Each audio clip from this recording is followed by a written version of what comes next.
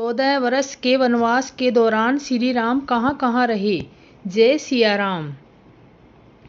प्रभु श्री राम को 14 वर्ष का वनवास हुआ। इस वनवास काल में श्री राम ने कई ऋषि मुनियों को शिक्षा और विद्या ग्रहण की। संपूर्ण भारत को उन्होंने एक ही विचारधारा में सूत्र में बांधा, लेकिन इस दौरान उन्होंने साथ कुछ ऐसा भी घटा जिनके उनके जीवन को ही बदल कर रख दिया।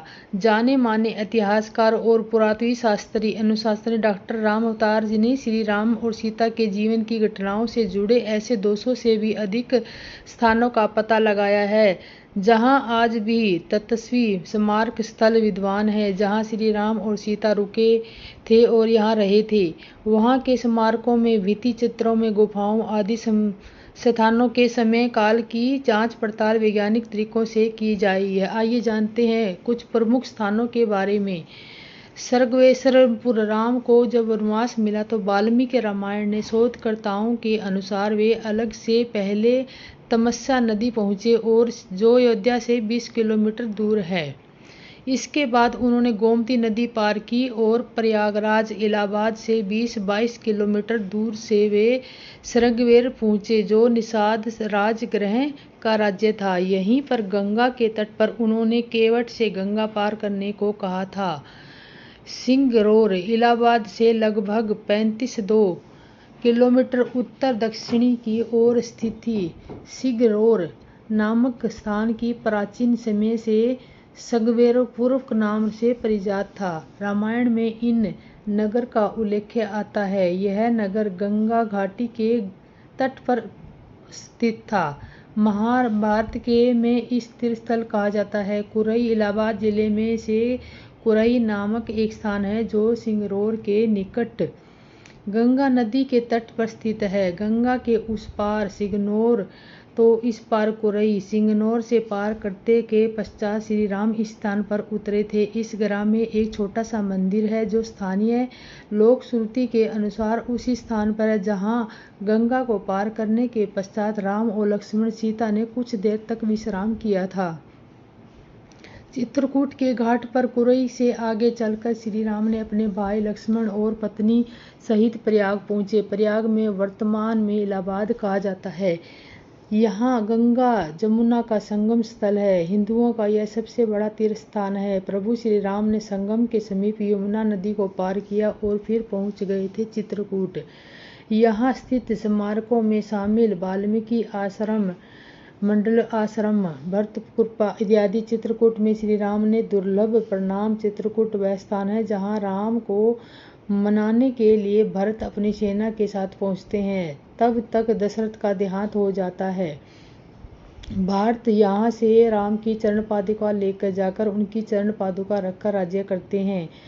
अत्रि ऋषि का आश्रम चित्रकूट में पास ही सतना मध्य प्रदेश स्थित अत्रि ऋषि का आश्रम है। महर्षि अत्रि चित्रकूट के तपोवन में रहा करते थे। वहाँ श्री राम ने कुछ वक्त बिताया। अत्रि के आश्रम के आसपास राक्षसों का समूह रहता था। अत्रि उनके भगत गण व माता सुनैना व राक्षसों से भयभीत रहते हैं। भगवान श्री राम ने उन्हें राक्षसों का वध किया। वाल्मीकि रामायण में अयोध्या कांड के इस बात का वर्णन मिलता है। प्रातःकाल जब राम आश्रम से विदा होने लगे तो अत्रि ऋषि ने उन्हें विदा करते हुए बोले कि हे राघव, इन वनों में भयंकर राक्षस तथा सर्प निवास करते हैं जो मनुष्यों को नाना प्रकार के कष्ट देते हैं। इनके कारण अनेक तपस्वियों को असमय की काल का ग्रास बनना पड़ता है। मैं चाहता हूँ कि तुम इनका विनाश करके तपस्वियों की रक्षा करो। राम ने महर्षि की आज्ञा को शिरोधार्य कर उपद्रवी राक्षसों तथा मनुष्य का प्रणाद करने वाले भयानक सर्पों को नष्ट करने के वचन देकर सीता तथा लक्ष्मण के साथ आगे के लिए प्रस्थान किया। दंडकार्य ऋषि के आश्रम में कुछ दिन रुकने के बाद श्री राम ने मध्य प्रदेश और छत्तीसगढ़ में घने जंगलों को अपना आश्रय स्थल बनाया। यह जंगल क्षेत्र का दंडकारण्य है। अत्रि आश्रम में दंडकार्य प्रारंभ हो जाता है। छत्तीसगढ़ में कुछ हिस्सों पर राम के नाना और कुछ पर बाणासुर का राज्य था। यहाँ के नदियों, पहाड़ों, सरोवरों और गुफाओं में राम रहने के सबूतों के भरमार है। यहीं पर राम ने अपना वनवास रखा था। अत्रि आश्रम में भगवान राम मध्य प्रदेश के संतना पहुंचे, जहां रामवन है। मध्य प्रदेश एवं छत्तीसगढ़ क्षेत्रों में नर्मदा एवं महानदी नदियों के किनारे 10 वर्षों तक उन्होंने कई ऋषि आश्रमों का भ्रमण किया। दंडकारण्य क्षेत्र तथा संतना के आगे विराद, सरगर्भ एवं सुतिभण मुनि आश्रमों में गए। बाद में सतीशण आश्रम वापस पहुंच गए। पता रायपुर, बस्तर और जंगलपुर में कई स्मारक विधान हैं। उदाहरणतः मंडप आश्रम, स्वर्गीय आश्रम, राम लक्ष्मण मंदिर आदि। सडहडोड, अमरकंठ, राम वहां से आधुनिक जबलपुर, सहलोड, अमरकंठ हो गए हैं। सडलोकर से पुरुषोत्तम की ओर सरगुजा क्षेत्र है। यहाँ एक पर्वत का नाम है रामगढ़। 30 फुट की ऊंचाई पर एक झरना जिसु कुंड में गिरता है, उसे सीता कुंड कहा जाता है। यहाँ वरिष्ठ गुफा है। 2 गुफाओं के नाम से लक्ष्मण बोगरा और सीता बोगरा है। शहडोल में शक्सित पूर्व की ओर बिलासपुर के आसपास छत्तीसगढ़ है। वर्तमान के करीब 92,300 वर्ग किलोमीटर क्षेत्र में फैले इस इलाके में के पश्चिम में अबूढ़ सासड़ पहाड़ियाँ तथा पूर्व की इसकी सीमा पर पूर्वी घाट शामिल है। दंडकारण्य छत्तीसगढ़, ओडिशा और आंध्र प्रदेश राज्य में हिस्से में शामिल है। इसका विस्तार उत्तर से दक्षिण तक करीब 320 किलोमीटर तथा पूर्व के पश्चिम तक लगभग 480 किलोमीटर है। यह क्षेत्र आजकल देववाड़ा के नाम से जाना जाता है। यहाँ वर्तमान में गौड़ जाति निवास करती है तथा समूचा दंडकारण्य अब नक्सलवाद की चपेट में है। इसी दंडकारण्य का हिस्सा है आंध्र प्रदेश का एक शहर भद्राचलम। गोदावरी नदी के तट पर बसा यह शहर सीता रामचंद्र मंदिर के लिए प्रसिद्ध है। यहाँ मंदिर भद्रगिरी पर्वत पर है। कहा जाता है कि श्री राम ने अपने वनवास के दौरान कुछ दिन भद्रगिरी पर्वत पर भी बिताए थे। स्थानीय मान्यता के मुताबिक दंडकारण्य के आकाश में ही रावण और जटायु का युद्ध हुआ था और जटायु के कुछ अंग दंडकारण्य में आ गिरे। ऐसा माना जाता है कि दुनिया भर में सिर्फ यहीं पर जटायु के एकमात्र मंदिर है। दंडकारण्य क्षेत्र की जांच पुराणों में विस्तार से मिलती है। इस क्षेत्र में उपस्थिति तथा महर्षि अगस्त्य मुनि से जुड़ी हुई है। यहीं पर उनका भी रहन सहन हुआ। पंचवटी नासिक दंडकारण्य में मुनिमों के आश्रमों में रहने के बाद श्री राम कई नदियों, तालाबों, पर्वतों और वनों को पार करने के पश्चात नासिक में अगस्त्य मुनि के आश्रम में गए। मुनि का आश्रम नासिक के पंचवटी क्षेत्र में था। शस्त्रायुद्ध में लक्ष्मण व सीता सहित श्री राम जी के वनवास का कुछ समय तक यहाँ बिताया। उस काल में पंचवटी जनस्थान दंडक वन में अंतर्गत आता था। पंचवटी तथा नासिक के गोदावरी तथा उत्तम स्थान श्रेयस्कर लगभग 32 किलोमीटर दूर है। वर्तमान में पंचवटी भारत के महाराष्ट्र के नासिक में गोदावरी नदी के किनारे स्थित विशासक धार्मिक तीर्थ स्थल है। अगस्त्य मुनि ने श्री राम को अग्निशाला में बनाए गए श्रेष्ठ भेंट किए।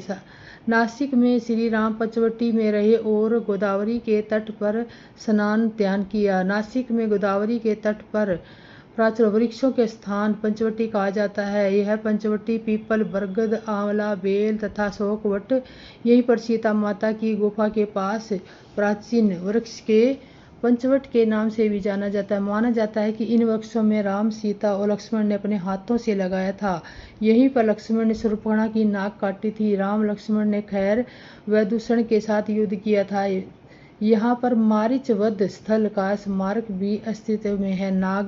नासिक क्षेत्र स्मारकों से भरा पड़ा है, जैसे कि सीता सरोवर, राम कुंड, अस्योर आदि। यहाँ श्री राम का बनाया हुआ एक मंदिर खरखट रूप में विधान है। मरीच का वध पंचवटी के निकट ही मृगशिर में हुआ था। गिरिराज जटायु ने श्री राम की मंत्री भी यहीं हुई थी। वाल्मीकि रामायण अर्काडेक में पंचवटी का मनोहर का वर्णन मिलता है। सीता हरण का स्थान सर्वश्रेष्ठ नासिक क्षेत्र में शूर्पणखा, मारीच और खैर व दूषण के वध के पास ही रावण ने सीता का हरण किया और जटायु का भी वध किया, जिसकी स्मृति नासिक से 56 किलोमीटर दूर ताड़ेक गांव में सर्वतीर्थ नामक स्थान पर आज भी सुरक्षित है।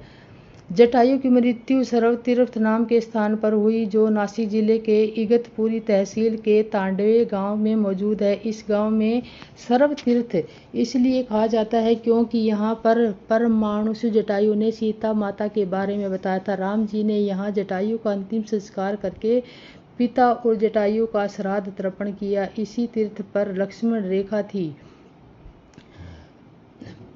पर्णमशाला आंध्र प्रदेश में खम्मास जिले के ब्रह्माचलम में स्थित है। रामायण के लगभग 1 घंटे की दूरी पर स्थित पर्णशाला को पर्णशाला भी कहते हैं। हिंदुओं के प्रमुख धार्मिक स्थलों में से यह एक है।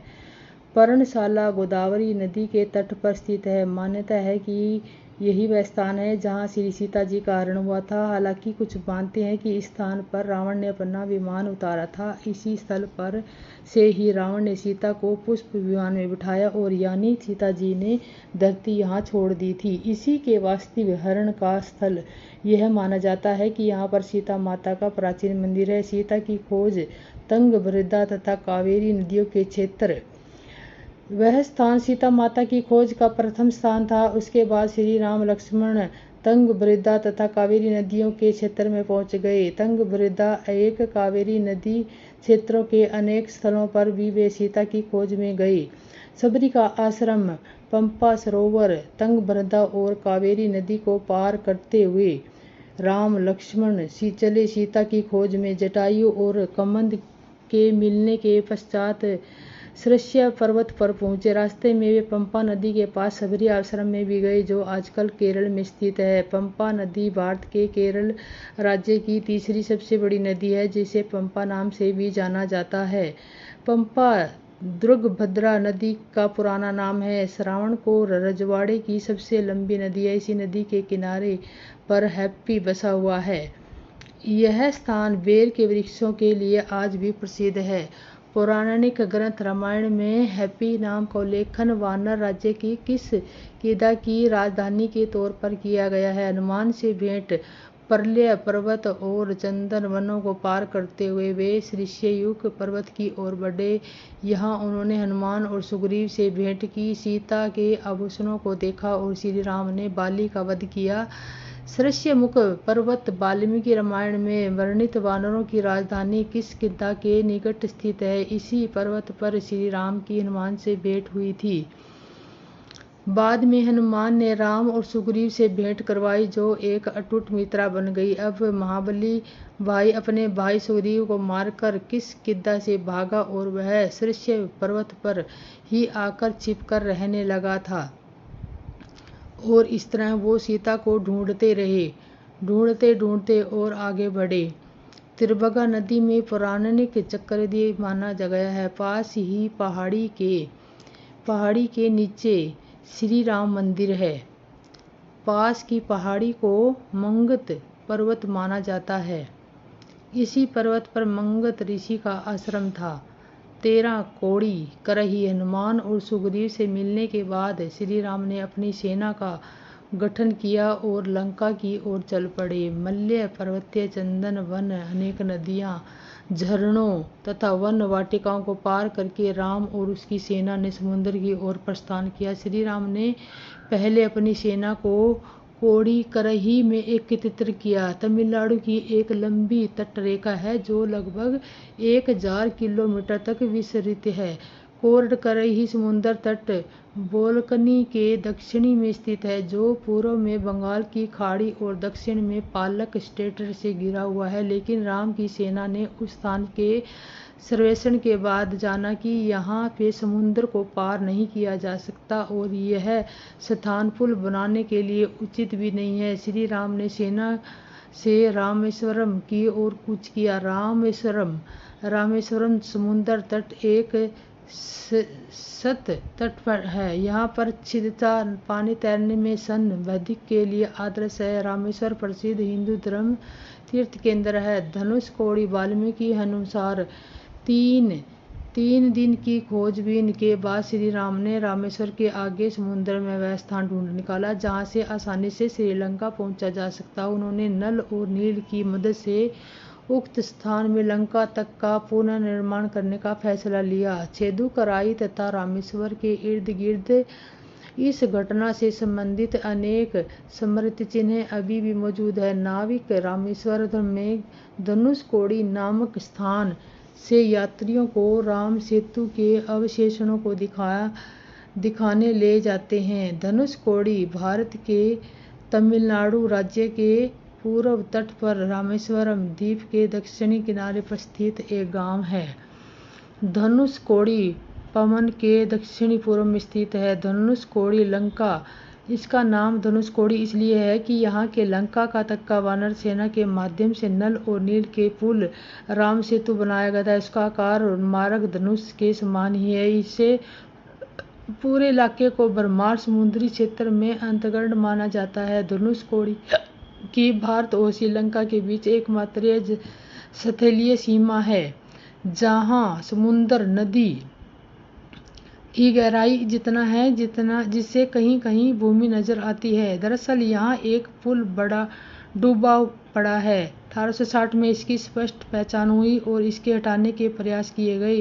अंग्रेज इसे एडम ब्रिज कहने लगे थे। स्थानीय लोगों को यह नाम प्रचलित हो गया। अंग्रेजों ने कभी इस पुल को क्षतिग्रस्त नहीं किया, लेकिन आज़ाद भारत में पहले रेल ट्रैक निर्माण के चक्कर में बादशाह में बनाने के चलते इस पुल को क्षतिग्रस्त किया गया। 30 मील लंबा और 1.25 मील चौड़ा यह राम सेतु 5 से 30 फुट तक की पानी में डूबा। श्रीलंका सरकार इसे डूबे हुए पुल को पंबन के भरमार के ऊपर भूमार्ग का निर्माण करना चाहती है, लेकिन भारत सरकार नौवहन हेतु उसे तोड़ना चाहती है। इस कार्य को भारत सरकार ने सेतुमर्त प्रोजेक्ट का नाम दिया है। श्रीलंका के वज्र मंत्री सिजल ने इस डूबे हुए राम सेतु और भारत श्रीलंका के बीच भूमार्ग का निर्माण करने का प्रस्ताव रखा था।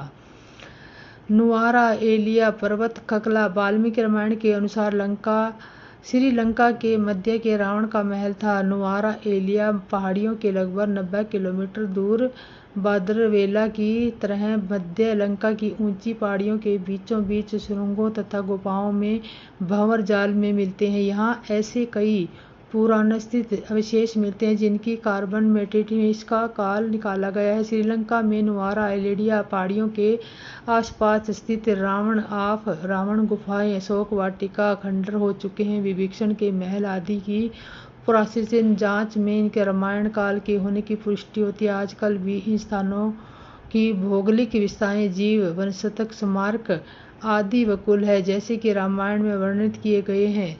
जय सिया राम, जय सिया राम, जय सिया राम, जय सिया राम, जय सिया राम,